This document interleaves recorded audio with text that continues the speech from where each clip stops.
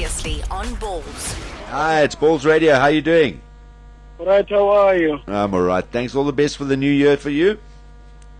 Thank you very much, and same to you. We appreciate your time chatting to us last year, and we look forward to having a few chats with you again this year. And, of course, a bit of a break time now. So what are you doing from a PSL point of view? Has everyone kind of got some time off or what? Yeah, we started on Monday, preparing for the second round, because the matches are going to start 2 days after the Afcon Cup final. We need to start preparing now, so we have a 4-week, more like minor preparation period. Yeah. I mean, it must be from a point of view of trying to keep momentum going and stuff. It must be quite kind of frustrating having this big gap now suddenly in the middle of the year. On the positive side, the guys get a chance to actually start afresh again. To an extent, yes, but I don't know if you remember. There's a stage where we started, I'm sure it was the 7th of January. Yeah. And it does not give you much time to prepare, because you know how it is. You finish the last match on the 19th or 20th December. And if you start on the 7th, you still need to have a bit of time to prepare. Yeah. Now it forces you to start immediately after the 31st or 1st. So this time, much as it looks more of a long break, at least it gives you ample time to prepare thoroughly. Yeah. How did you spend your Christmas and New Year? I had a fight with my family. Join the club. It's crazy. You know how it is. With us, the kind of job we do, you're forever on the road. Yeah. And the pressure is on you and all that. Now, you keep entertaining people. Now, when it's time for you to be entertained, our entertainment is the one we need in privacy, silence, no activities. Yeah. And that's when they want you out, going out and all this blah, blah, blah, blah. It's a bit hectic, so I had to find a way to fight with them so that I'm a bit off, have a bit of time alone. But it was good time, quality time with family. You know how it is. Yeah, that's with us African families, big. You have to go visit your mother's place, and you have these kids around you, whatever, and then you retreat again. But it was quite nice with family, and we just had to leave them behind. I mean, Bethlehem again, preparing for the coming matches years. All right. Are you going to be involved in the media anywhere as far as Afcon goes? I'll be helping the SABC try to see if we can interpret the pictures as the matches unfold. Okay. Got your work cut out for you. In other words, you'll be an analyst. No, you know, I'm trying to move away from saying analyst. Okay. Because sometimes the terms and the tags that are put on these, let me say, personalities, it's confusing. I prefer to say I interpret pictures. You say exactly what the picture says. So as you see it rolling, whatever motions you see there, you just have to say. And unfortunately, or fortunately so, when you interpret a picture, you can never be wrong. There we because go. it is based on where you're standing. That's exactly that. That's what you see. That's the way it is. All right. And how do you look at Cape Verde coming up first? We were chatting to Lucas a little earlier on. He's sounding pretty upbeat about the way the team are playing. Maybe a little concern about our lack of goal scoring. But no better opportunity to get that monkey off our back by putting a few past Cape Verde. Do you think it's important that we don't only win, but win convincingly?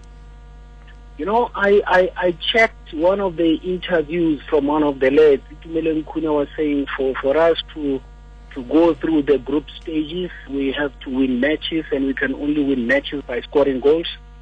There are no secrets in football. No matter what you do, it will forever remain an 11 versus 11 match. There will be one team defending, the other attacking, and in between there's that opportunistic time where you say, as soon as they lose it, we hit them, or as soon as we get it. It's only the defense, attack, and transition. No secret. Yeah. Now we just have to move in Cape Verde.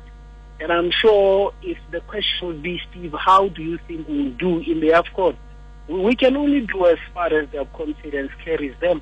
And I strongly believe anything you do in life, if you have unbelievable self-confidence, trust in yourself, and your confidence must border slightly around arrogance. And the minute you have that, and don't be afraid to face. Don't be afraid to face. And much as there's lots of people talking, saying, never listen to naysayers. They'll forever be there. They will tell you that, no, you don't have the best voice for radio. You could have done something else. Please don't. Now, I'm saying to our boys and everybody else, let's try to do this country proud. There's lots of other teams that had done South Africa proud. Even football, way back, did South Africa proud.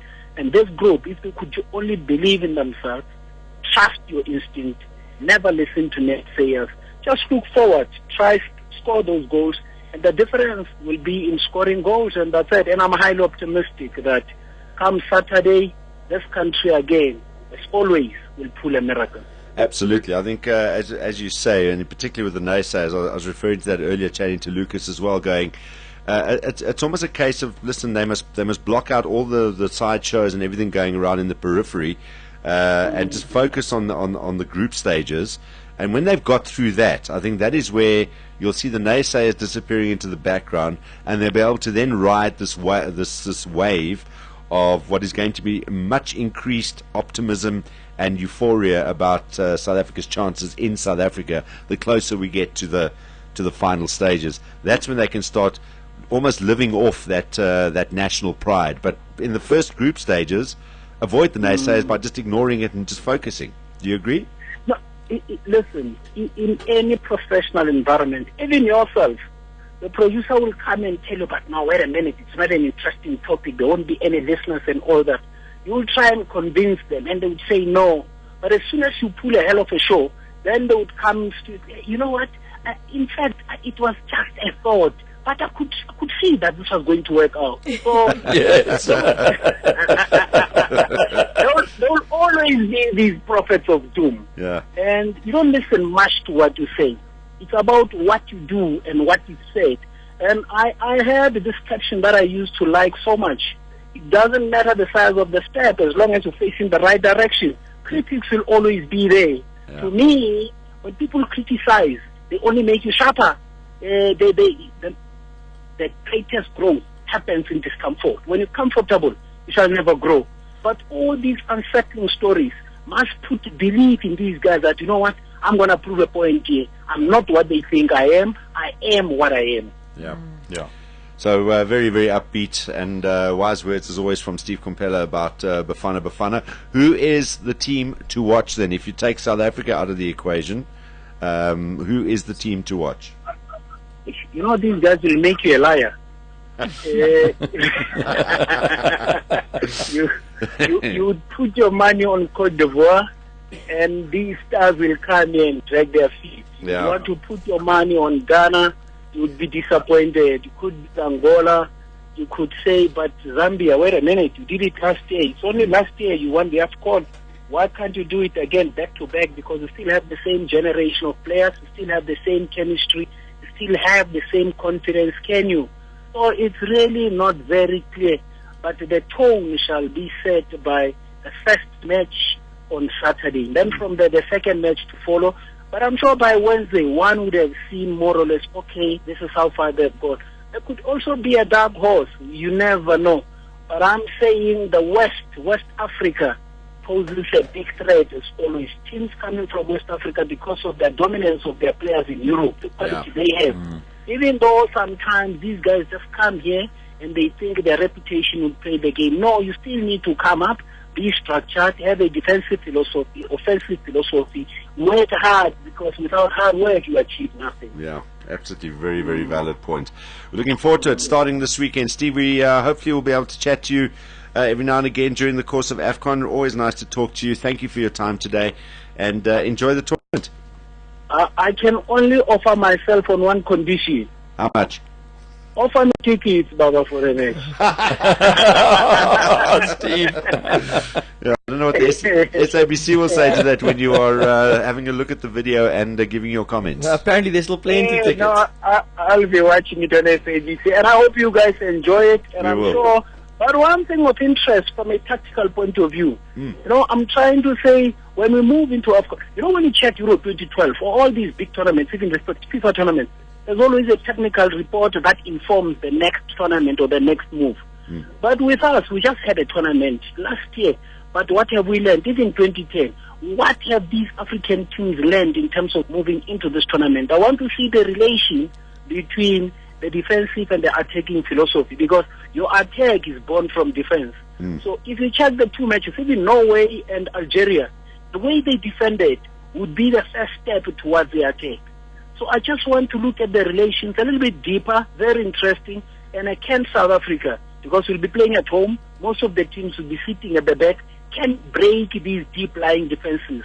Do we have the answer? It's going to be very interesting questions to practically answer. Good place to leave it. Thanks a lot, Steve. All the best. Enjoy it, and we'll chat to you again soon. Enjoy it, guys. Thank you so much, Thanks Steve. a lot, man. Cheers. Bye-bye. Cheers, Bye. Bye. Steve Komphela. It was fascinating. We must talk to him more during Afcon. This is Bulls Visual Radio. Darren, Simon, Kate, and John. Weekdays from 3 p.m. to 6 p.m. Central African Time. Bulls.co.za